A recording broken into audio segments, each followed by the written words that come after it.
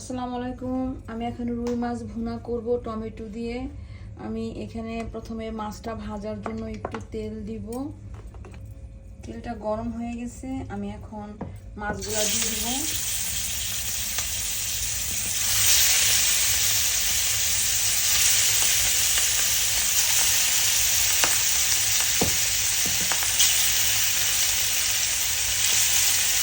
সেটার আগে এগুলো আমি এটা ভেজে নেব। আমি মাছগুলা বেশি একটা ভাজি নাই, হালকা একটা ভাজা দিয়ে নিয়েছি। এখন আমি এগুলি রান্না বসাবো। দিব তেল, পেঁয়াজ,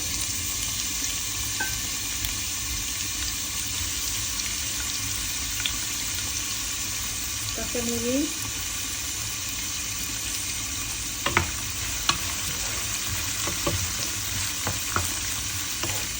স্বাদ মতো লবণ,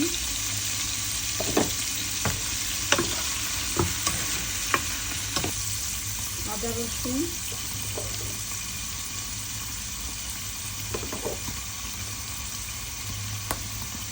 হলুদ,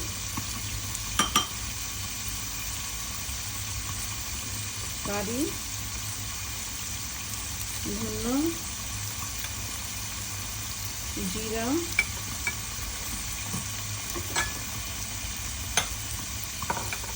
রোস্ট জিরা,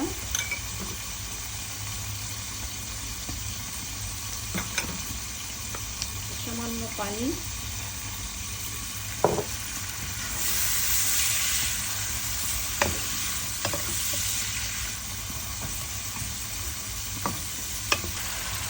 আমি টমেটো দিয়ে দিব।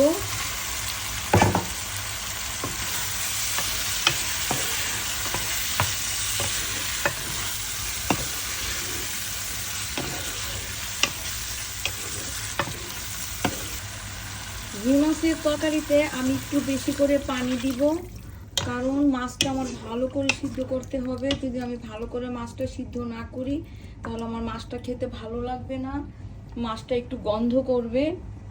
আমি এই জন্য একটু বেশি পরিমাণের পানি দিব, যেন মাছগুলো একটু সময় নিয়ে সিদ্ধ হয়।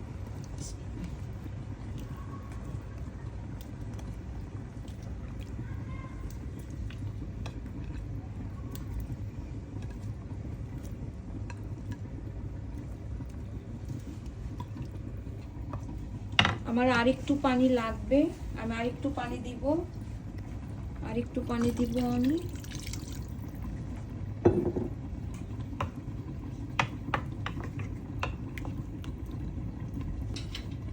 এখন আমি ঢাকা দিয়ে দিব।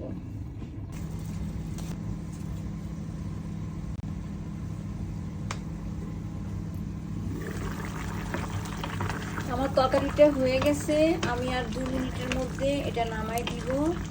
আমার রান্নাটা শেষ হয়ে গিয়েছে। আপনারা আমার মতো এভাবে রান্না করবেন, আশা করি আপনাদের ভালো লাগবে। আর আপনাদের যদি ভালো লাগে তাহলে আমারও অনেক ভালো লাগবে। প্লিজ রান্না করে আমাকে বলবেন এটা কেমন হয়েছে। আমি আমি একটু হলুদ বেশি খাই, এই কারণে হলুদটা পেটের জন্য খুবই ভালো।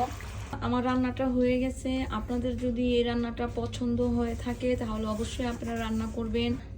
আবার নতুন কোনো রেসিপি করে আপনাদের কাছে আসব।